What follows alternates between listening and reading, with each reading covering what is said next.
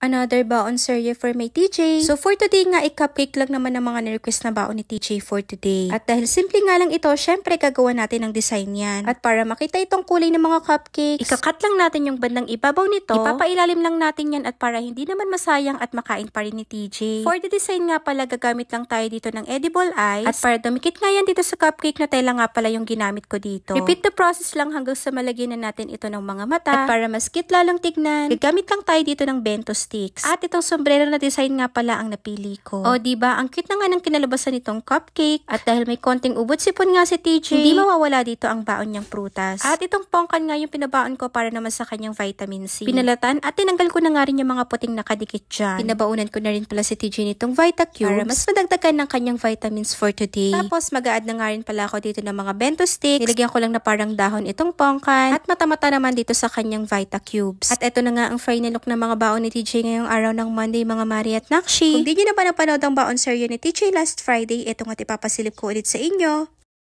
Another baon serye for my TJ. Nag-request nga pala si TJ ng ham and egg sandwich for today. At ayan, magpiprito na nga tayo dito ng sunny side up egg. At ang gusto kasi ni TJ ay yung malasado, kaya okay na yan. Sunod naman, iprinito ko na nga rin pala itong ham. At yung saktong maluluto lang dahil ayaw kasi ni TJ kapag toasted. At after natin magluto, kumuha na nga rin ako ng 2 pirasong tinapay. At tatanggalin lang natin yung mga gilid nito. Sunod naman, i-assemble na rin natin itong sandwich ni TJ. Every layer nga pala, naglagay ako ng ketchup. Dahil ibinilin nga sa akin ni TJ na damihan ko nga daw ang lagay. Para hindi naman masyadong plain itong sandwich, syempre gagawa natin ng design yan. Nag-cut na muna tayo dito ng circle. Sunod naman, magka-cut lang tayo nitong maliliit na triangle. Repeat the process lang hanggang sa makagawa tayo ng marami nito. At ayan, sa paligid ng mga circle, ilalagay lang natin yung mga triangle na naikat natin. At ganyan na nga ang kalalabasan niyan. Naglagay na rin pala tayo dito ng mata at pipi. At para mas cute lalang tignan, naglagay lang ako dito ng pisngi gamit ang ketchup. O diba, cutie? After natin dito sa sandwich ni TJ, naglagay na nga rin pala ako ng chocolate crinkles dito sa isang compartment at naglagay lang nga rin ako nitong gummies. Tapos, pinabaunan ko na nga rin pala si TJ ng chips. Hindi naman yan madalas, kaya pagbigyan nyo na. At syempre, hindi mawawala itong mga bento sticks sa mga pagkain ng aking TJ. Ito nga pala yung ginamit kong pangkat sa mata at bibig na ginamit ko kanina. Nilagyan ko lang itong chocolate crinkles at nilagyan ko na nga rin pala itong sandwich. Ito na nga ang final look ng mga baon ni TJ ngayong araw ng Friday, mga Mari at Nakshi. Ayun lang. Bye!